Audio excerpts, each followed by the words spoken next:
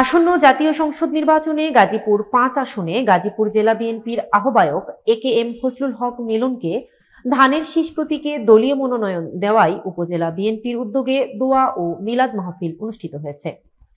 মঙ্গলবার বিকেলে পৌরসভা সংলগ্ন দলের কেন্দ্রীয় কার্যালয়ে মাহফিলের আয়োজন করা হয়।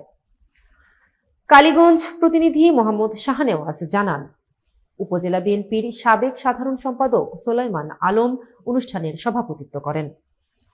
মাহফিলে উপস্থিত ছিলেন সাবেক সাংগঠনিক সম্পাদক ফরিদ আহমেদ, উপজেলা স্বেচ্ছাসেবক দলের নেতৃবৃন্দ ও জেলা ও উপজেলার নেতারা, ছাত্র ও মহিলা দলের নেতারা এবং বিভিন্ন অঙ্গ ও সহযোগী সংগঠনের নেতাকর্মীরা। মাহফিলের নেতারা বলেন, ফজলুল হক মিলন সবসময় মানুষের পাশে দাঁড়ানো একজন নির্ভীক ও ত্যাগী নেতা। আসন্ন নির্বাচনে ধানের শীষ প্রতীকের বিজয় নিশ্চিত করতে সকলকে ঐক্যবদ্ধভাবে কাজ করার আহ্বান জানান তারা দেশনেত্রী খালেদা জিয়া ও ভারপ্রাপ্ত চেয়ারম্যান তারেক রহমানকে ধন্যবাদ জানিয়ে দেশের কল্যাণ ও দেশের উন্নয়নের জন্য দোয়া করেন। উপস্থিত নেতারা মিলনের নেতৃত্বে গাজীপুর ৫ আসনে ইতিবাচক পরিবর্তন আসবে বলে, মানুষের আশা ও প্রত্যাশা পূরণ হবে বলে মনে করছেন।